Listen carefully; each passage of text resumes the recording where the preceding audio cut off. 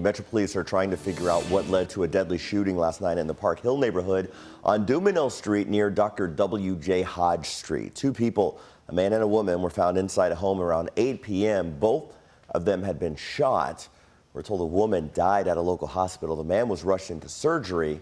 If you have any information about this, you're urged to call the police tip line at 574-LMPD or use the online portal. The Federal Aviation Administration and National Transportation Safety Board are investigating after 3 people died in a helicopter crash in northern Kentucky. The FAA says it happened around 6 p.m. yesterday in Owenton, an hour and a half northeast of Louisville. A spokesperson for Air Evac Life Team confirms the 3-person crew based in northern Kentucky was on its way to pick up a patient. Owen Electric Cooperative says the crash knocked out power to part of the county, but it has since been restored.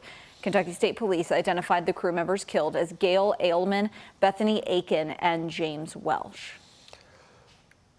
6:02 now, and this is a look at Tampa, Florida right now. Camera's not that great, but the city is bracing for Hurricane Milton with mandatory evacuations in place. The National Hurricane Center says the storm has intensified at near record speed, upgrading from a Category 1 to a Category 5 hurricane between Sunday and Monday evening. It's since been downgraded to a Category 4, which is still major.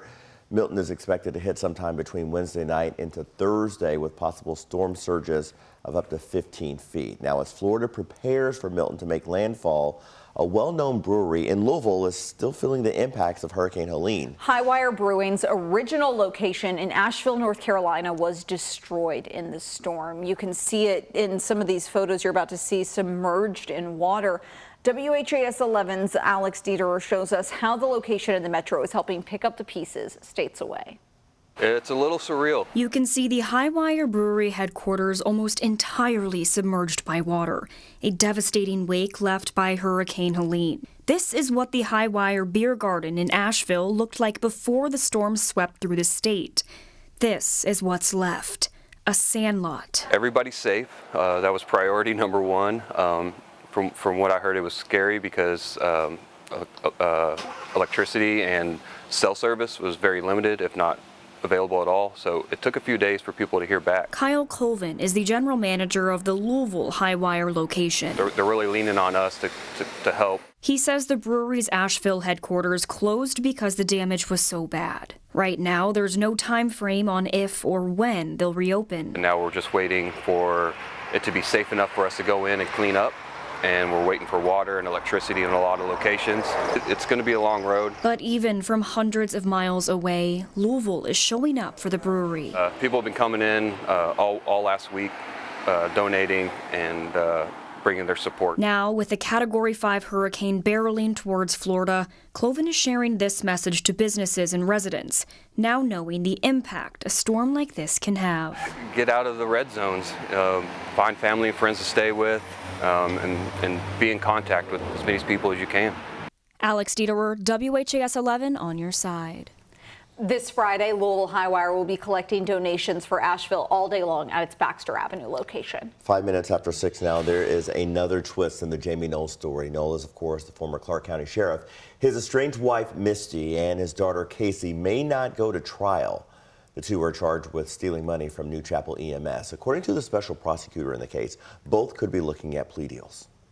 Misty, do you plan to also say that Jamie manipulated you? Casey, do you admit that you used a New Chapel EMS credit card with your name on it? Misty and Casey appeared in court yesterday in Clark County for their final pretrial hearing. The two were accused of spending more than $700,000 in fire department funds on personal items and not declaring it on their taxes. Misty's attorney says they hope to have a plea deal ironed out in the near future. Special Judge Larry Medlock says he wants an update from the attorneys in 1 week at the latest. There will be some time this week to continue on in negotiations with Mr. McMahon, and he's been accommodating, and we've had, and like he said, a number of conversations. Jamie Knoll also has a plea deal on the table, but Judge Medlock has not yet accepted it. The judge said he will consider the victim impact statements in Jamie Knoll's case when deciding whether or not to accept a plea deal in Misty's case. Those statements are scheduled for next month, Monday. We finally know where trials will be held in the Crystal Rogers case. The trials for Brooks Houck, Steve Lawson, and Joseph Lawson will be held about 100 miles south of Nelson County in Warren County, Kentucky. That's in the Bowling Green area. Judge Charles Sims made that ruling yesterday, and while trials are expected to begin next February, it's still unclear if all three suspects will be tried together. Today is the last day for JCPS parents to register to receive gas stipend money from August and September. You can see the check mailing dates on your screen there now. Remember, it's $10 a day for each day the student is in school for families who qualify for free and reduced lunch, and then $5 a day for those who do not. You do have to have already opted in for the stipend payments to receive them, and remember, you can register for the stipend on JCPS's website.